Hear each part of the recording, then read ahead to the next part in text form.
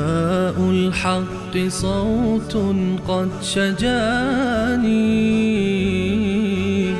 وبلغني الحقيقة والأماني وكان لي السبيل إلى المعالي ونورا للهداية والبيان.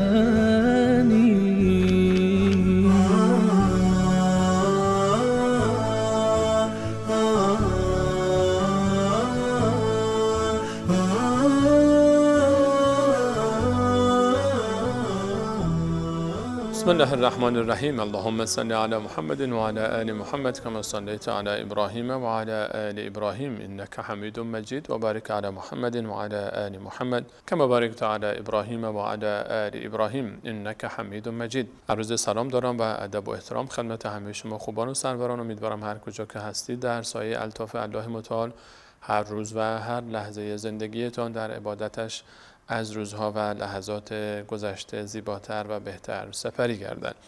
الله رو بی نهایت سپاس از اینکه بار دیگر بر ما و شما منت نهاد تا در برنامه دیگر با ترجمه معانی آیاتی دیگر از کلام الله مجید در خدمت شما سروران و خوبان و عزیزان باشیم. با سوره مبارکه الانسان در خدمت شما خوبان و سروران خواهیم بود.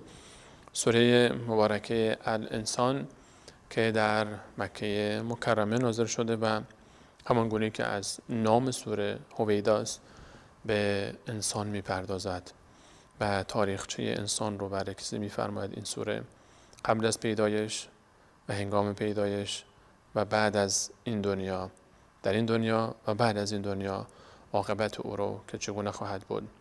انسان از وقتی که به دنیا میاد و خلق میشه تا وقتی که از بین میره، این انسان در طول زندگی چند هزار ساله‌ای قرار دارد، یا بهتر بگیم طول زندگی انسان به درازای قیامت است و بلکه به درازای عمر جنت و یا دوزخ، چون پایانی برای او نمیشه متصور شد و انسان وقتی که خلق شد دیگر پایانی ندارد، چون مرگ پایان زندگی او نیست بلکه انتقال از یک مرحله به مرحله دیگر است و در جنت و در دوزخ زندگی ابدی خواهد بود. الله متعال در سوره مبارکه انسان می‌فرماید: اعوذ بالله من الشیطان الرجیم بسم الله الرحمن الرحیم هل اتى علی الانسان حین من الدهر لم یکن شیئا مذکورا. آیا نگذشته است بر انسان بخشی از زمان که هیچ موجود قابل ذکری نبوده است؟ آیا انسان همچین دوره‌ای رو تجربه نکرده است؟ یقینا این گونه است. این استفهام تقریری است و استفهامی است که به معنای تأکید است.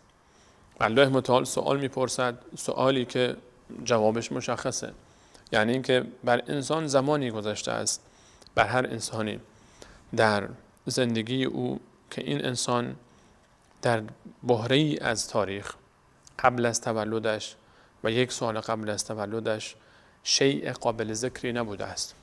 من و توی انسان، عمر من و تو چند سال است؟ 1 سال بهش اضافه بکن، اون تاریخی که الله متعال از اون صحبت میکنه رو به دست میاری. اگر 40 سالته 41 سال پیش، اگر 50 سالته 51 سال پیش، اگر 20 سالته 21 سال پیش، هیچ ذکری از من و تو نبود. موقع اصلا هیچ وجودی نداشتیم من و تو. الله متعال میفرماید آیا انسان در طول این زندگی خود، مگه چند سال زنده من و تو، قبل از زندگی کجا بودیم؟ لم یکن شیئا مذکورا، شیئی که قابل ذکر باشه اصلا نبود. انا خلقنا الانسان، من الله با عظمت خلق کردم انسان رو، من اون رو خلق کردم. ای انسانی که منکر وجود الله متعالی، تو قبل از تولدت کجا بودی؟ چی بودی؟ اصلا شیء قابل ذکری بودی؟ الله متعال تو را خلق کرده است. انا خلقنا الانسان، من الله با عظمت خلق کردم انسان رو من نطفه، از یک نطفه که از بدن خارج میشه. از نطفه من تو رو خلق کردم، امشاج، نطفه‌ای که مختلط است بین آنچه که از بدن مرد خارج می شود و آنچه که از بدن زن خارج می شود. از ترکیب دو بخش شما به وجود اومدی، یک نطفه ترکیبی تو از این دو به وجود اومدی، ترکیبی از وجود مادر و وجود پدر، ترکیبی از پدر و مادر، نطفه‌ای متشکل از ترکیب هر دو، تو از اینجا به وجود اومدی. من تو رو خلق کردم، این گونه خلق کردم، از اینجا تو رو خلق کردم. اشاره لطیفی به این است که کافیه تو به این فکر بکنی که نبودی و چگونه به وجود آمدی. تو که خودت خالق خودت نیستی، توی انسان، تو خودت که نبودی، پدر و مادرت هم که خالق تو نیستن، اونها هم نبودن و قبل از اون هم همین حکایت تکرار میشه. الله متعال میفرماید یک کمی فکر بکن و ببین کجا بودی، بعد چگونه این آفرینش تو صورت گرفته، این عظمت در خلقت تو صورت گرفته که تا به اینجا رسیدی. کی این رو مدیریت میکنه؟ این خلقت رو کی به اینجا رسانده است؟ اینها رو فکر بکن. من الله با عظمت تو رو خلق کردم. چرا؟ نبتلیه، تا آزمایشش بکنم، تا این رو در میدان آزمایشی که زمین است قرار بدم. فجعلناه، به خاطر این آزمایش شدن نیاز داشت اینکه گوشی داشته باشد، چشمی داشته باشد، درکی داشته باشد و من همه اینها رو به او دادم. فجعلناه سمیعا، اول برای او شنوایی دادم. انسان در رحم مادر اولین چیزی که از قدرت‌ها، از حواس به او داده میشه حاسه شنوایی است. جنین در رحم مادر میشنوه صدا رو. گوش قبل از چشم به فعالیت میفته. به این خاطر الله متعال اول سمع رو قبل از بصر ذکر کرده، با اینکه بصر مهمتر از سمع است، چون ترتیب خلقت این گونه است. اول انسان میشنوه بعد میبینه. طفل و جنین اول میشنوه قبل از اینکه ببینه، قبل از اینکه به دنیا بیاد در شکم مادر در رحم میشنوه. فجعلناه سمیعا، من اون رو اول شنوا کردم و بعد بصیرا، بعد اون رو بینا ساختم. بعد از اینکه بینا ساختم، انا هدیناه السبیل، من راه رو به اون نشان دادم، راه مستقیم رو. در این دنیایی که خلق شد و آمد، الان وقتی که متولد شده، وقتی که دست راست و چپ خودش رو شناخت، الان من الله با عظمت به اون میفهمانم و به اون نشان میدم راه رو. الان در این دنیا سوال برای اون پیش میاد که از کجا آمده ام؟ آمدنم بهر چه بود؟ به کجا می روم آخر؟ این سوال رو الله متعال به او پاسخ میده که من تو رو خلق کردم که این دنیا، خلق الموت والحیات لیبلوکم، من مرگ و زندگی رو آفریدم تا شما رو آزمایش بکنم. ایوکم احسن عملا، تا کدوم یکی از شما بهتر عمل میکنید. دنیا محل ابتلا و آزمایش است. و جعلنا بعضکم لبعض فتنة اتصبرون، من الله با عظمت برخی از شما رو وسیله آزمایش برخی از انسانهای دیگر قرار دادم. هر انسانی هم خودش در امتحان است، هم وسیله امتحان انسانهای دیگر است. اتصبرون، آیا صبر میکنید در مسیر این امتحان؟ آیا در این امتحان موفق خواهید بود؟ و دستورالعمل موفقیت رو هم الله متعال به ما داده است. انا هدیناه السبیل، من الله با عظمت او رو، راه رو به او نشان دادم با ارسال پیامبران، با نازل کردن کتاب‌های آسمانی، با دعوتگرانی که او رو دعوت میکنن به راه حق، بر راه حقیقت رو به او نشون میدن تا ببینم اما شاکرا و اما کفورا، یا این انسان شاکر خواهد بود و شکرگزار خواهد بود و اما کفورا، یا اینکه کفران نعمت میکنه، از راه به در خواهد رفت و نادیده میگیره نعمتهای الله متعال رو و خلقت خودش رو و خالق خودش رو و کفر میکنه و میپوشانه. کفر یعنی پوشاندن، میپوشانه این چیزها رو و نادیده میگیره و پشت میکنه به این چیزها. اما شاکرا او کفورا. الله متعال وقتی از شکر صحبت کرد شاکر فرمود، اسم فاعل است، اما درباره کفر وقتی صحبت فرمود کفور، صیغه مبالغه استفاده شد، چون کسانی که کفر میکنن بسیار زیادن و بسیار فراوان هستن، اما کسی که شکر میکنه بسیار کمه. یک نفر شاکر اگر باشه 10 نفر کافر هستن و کفور هستن. اون کسی هم که شکر میکنه الله متعال رو، هرگز حق شکر رو اون گونه‌ای که شایسته است ادا نکرده. به همین خاطر الله متعال نفرمود اما شکورا و اما کفورا، چون شکور کیست؟ شکور کفور. کسی که مبالغه در شکر بکنه بسیار کم است، به این خاطر شاکر فرمود. اما کسانی که کفران نعمت میکنن بسیار زیادن. کفور فرمود اما شاکرا و اما کفورا ان اعتدنا. اما اون کسانی که در این دنیا الله متعال خالق این آسمان ها با قدرت و با جدیت و با صراحت به من و توی انسانی که خودش خلق کرده و میلیاردها انسانی که خلق کرده میفرماید این مسیر زندگی توست. میخوای بپذیر شکرگزار باش و نمیخوای نپذیر. فمن شاء فلیؤمن و من شاء فلیکفر. هر کسی که میخواد ایمان بیاره و در مسیر الله متعال قرار بگیره و هر کسی که نمیخواد ایمان نیاره و کفران نعمت بکنه، اما شاکرا و اما کفورا. میخوای شاکر باش و میخوای کفور باش و کفران نعمت بکن، اما بدان ان اعتدنا للکافرین سلاسل و اغلالا و سعیرا. اما من الله با عظمت برای کسی که کافر است، برای کسی که از راه بیرون رفته، برای اون بنده انسانی که در روی زمین الله متعال رو نپذیرفته، ایمان نیاورده به الله متعال، به پیامبرانش، به کتابهای آسمانی و عبادت نمیکنه الله متعال رو، برای اون من الله با عظمت برای اون زنجیرها آماده کردم. سلاسل و اغلالا و غلهایی که به گردن و دست و پای او میاندازن، و سعیرا و آتشی بسیار سوزان. این نهایت هر کسی است که الله متعال رو قبول نکنه. فمن شاء فلیؤمن و من شاء فلیکفر ان اعتدنا للظالمین نارا احاط بهم سرادقها. اگر میخوای قبول بکن، نمیخوای قبول نکن. الله متعال میفهمد برای کافران آتشی آماده کردم که اون ساق پای اونها رو آتش میگیرد و میسوزاند و اینها آتش اونها رو چنان از بین میبره که نمیدونن چی کار بکنن در آتش. ان اعتدنا للکافرین سلاسل و اغلالا و سعیرا. اما نقطه مقابلش اون کسانی که الله متعال رو شناختن و با ایمان آوردن و قبول کردن، ان الابرار یشربون من کأس. در مقابل اون کسانی که در زنجیرن و در غلن و در عذابن و در آتشن و همه آتش اونها رو فرا گرفته، چهار طرف اونها رو فرا گرفته و عذاب هستن، این طرف نعمت الله متعال جاری است، جنت الفردوس است. ان الابرار یشربون من کأس. نیکوکاران نشستند و می نوشند از جام‌های، یشربون من کأس کان مزاجها کافورا. از جامی می نوشند، شراب‌هایی که در جام‌هایی است، جام‌هایی به دست دارند از شرابی که اون شراب بهشتی مزاجی از کافور دارد. اون شرابی که آمیخته شده با کافور. کافور گیاهی است خوشبو و خوش عطر و بسیار خوش رنگ که الله متعال اینجا برای تقارب معنا برای ما کافور رو ذکر میکنه. نام تشابه دارد اما طعم و مزه هرگز مشابه نخواهد بود.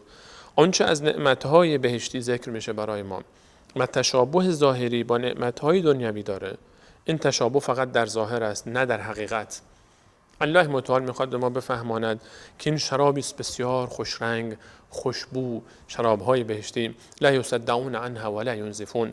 اون شراب و خمری که در جنت است، اون نه حال انسان رو بد میکنه، نه تبعات داره، نه عقل انسان رو زائل میکنه، فقط لذت داره، خوشبوست و خوش طعم است و خوش رنگ است و در جام‌های برای بهشتیان داده شده است.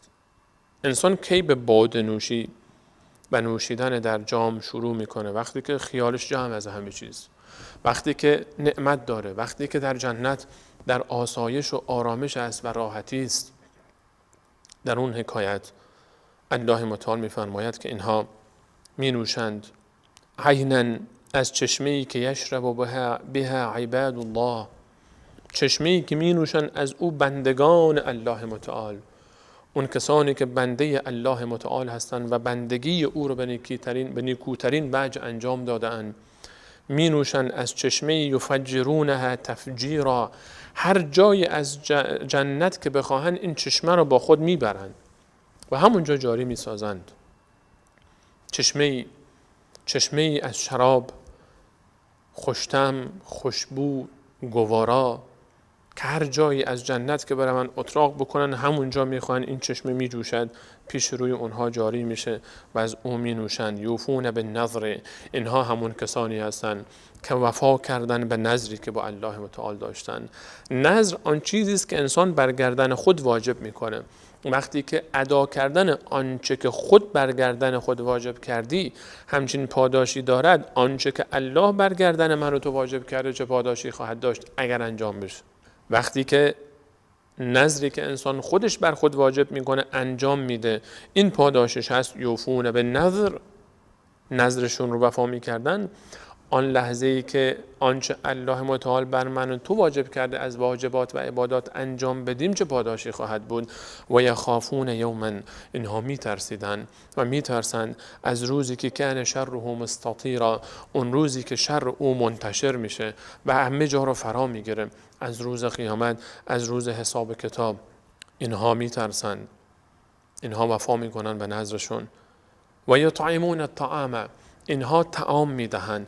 اینها از صفت دیگر این انسانهای خوش نصیب اینه که اینها غذا میدهند. و یطعمون الطعام، طعام میدهند علی حبه، با وجود اینکه خودش نیازمند است، با وجود اینکه خودش دوست داره اون غذایی رو که میخوره، اما به جای اینکه خودش بخوره لقمه دهان خودش رو میره به دیگری میبخشه، ایثار میکنه، یا حداقل مثل اون رو به کسی دیگری میده. غذایی رو که خودش دوست داره میره از دیگران، از همون نوع برای دیگران میخره. و یطعمون الطعام علی حبه مسکینا، به مسکین ها رسیدگی میکنه. کسی که خرجش بیشتر از دخلشه این مسکین است. کسی که خرجش بیشتر از دخلشه این مسکین است. به این مسکین ها رسیدگی میکنه و غذاهایی که خودش میپسنده. اگر میخوای به مسکینی کمک بکنی، اگر میخوای در جنت باشی که از اون کأسی که از شراب مزاج کافور به تو داده بشه در کنار چشمه‌ای باشی که هر جای جنت بخوای با خود ببری، باید از اون غذایی که خود دوست داری به دیگران بدی. اگر میخوای برنجی براش بگیری، گوشتی بگیری، برای مواد غذایی بگیری، همون چیزی رو که خودت دوست داری و برای خانه خود میگیری برای همسایه خودت بگیر، برای قوم خودت بگیر، برای مسکین بگیر. و یطعمون الطعام علی حبه، آنچه که خودش دوست داره اینها رو انتخاب میکنه، به مسکین میده، به یتیم میده. و یتیمن، یتیم کسی که پدر نداره، یتیم کسی که والدینش رو از دست داده، یتیم اون کسی است که سایه والدین رو از دست داده. و الله متعال به تو این افتخار رو میده تا دست بر سر او بکشی. و الله تعالی فرمود به زبان رسولش علیه السلام: انا و کافر الیتیم که هاتین فی الجنه، من و اون کسی که کفالت یتیمی رو به عهده داره در جنت مثل این دوتا کنار هم انقدر نزدیک خواهیم بود. یتیم دست بگیر، برو کمک بکن یتیمان رو. تو که دستت میرسه به یتیم کمک بکن، سرپرستی بکن. بیاد بیار که تو هم فرزندی داری. اگر تو نباشی فرزند تو رو چگونه دوست داری باش رفتار بشه. این رو به یاد داشته باش. هر وقت یتیمی رو میبینی فکر کن فرزند تو است و پدرش رو از دست داده. چه انتظاری داری از دیگران که چگونه با فرزند تو بعد از تو رفتار کنن؟ همین رفتار رو با یتیم داشته باش. حق یتیم رو نخور. به ترس از خوردن حق یتیم. ان الذين يأكلون اموال اليتامى ظلما انما يأكلون في بطونهم نارا، کسانی که اموال یتیمان رو به ناحق میخورن اینها آتش میخورن.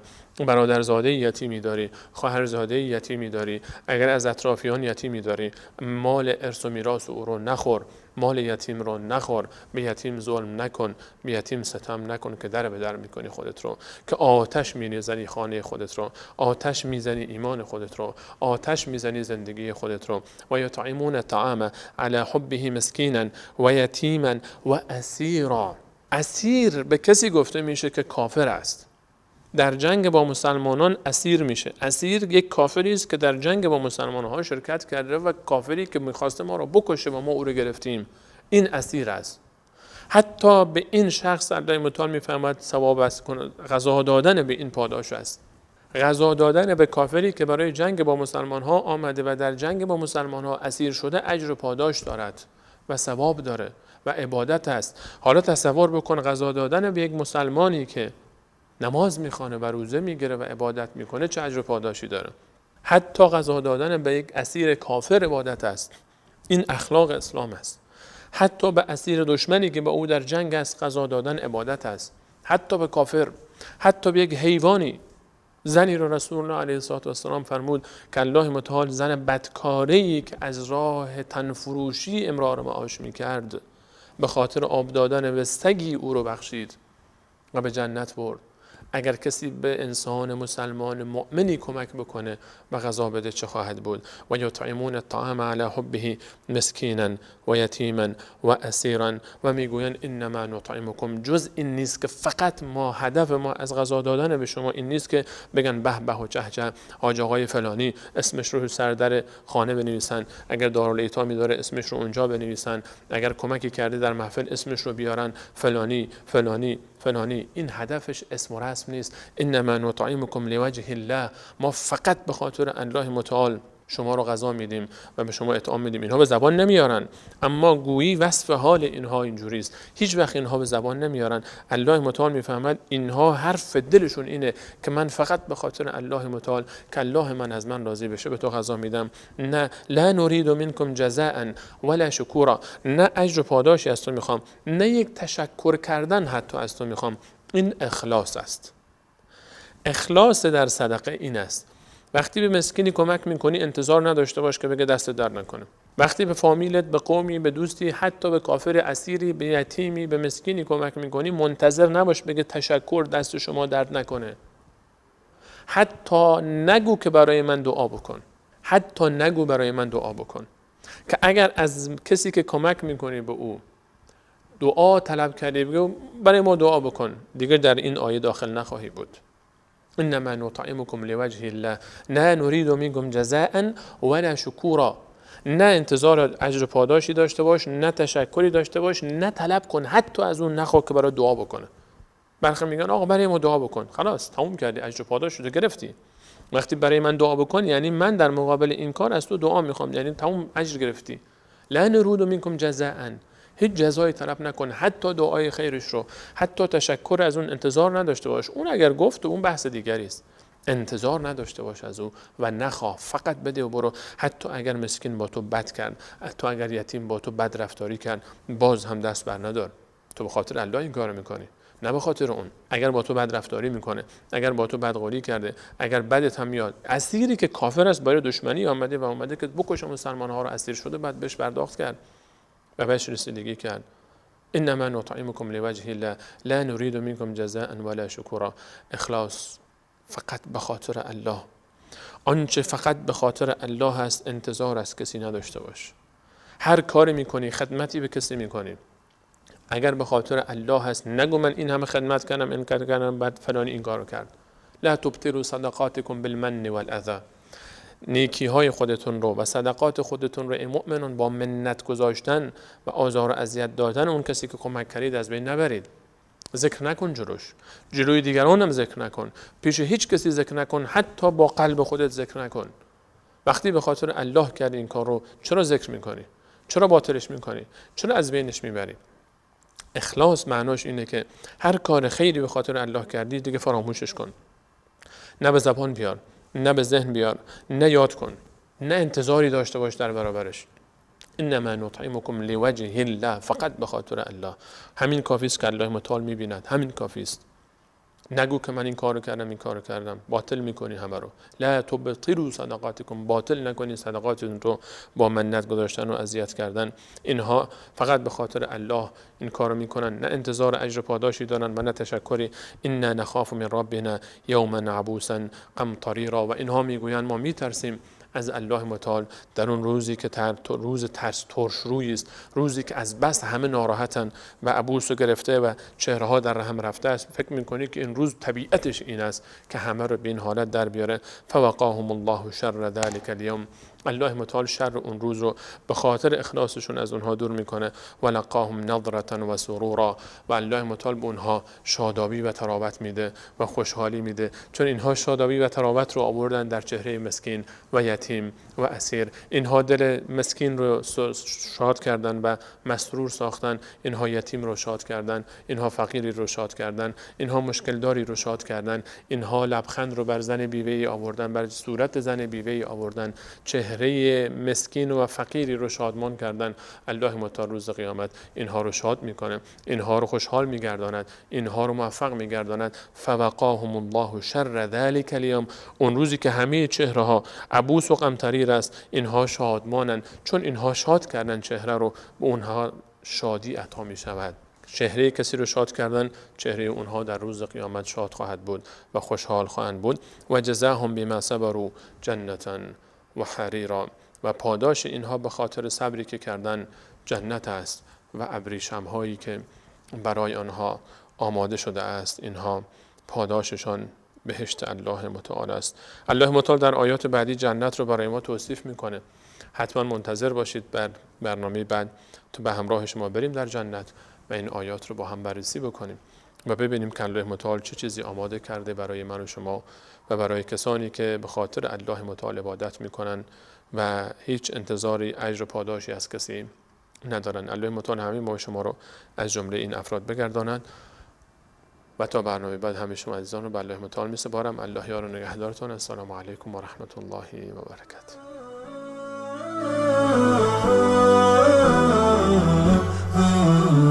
نداء الحق صوت قد شجاني وبلغني الحقيقة والأماني وكان لي السبيل إلى المعاني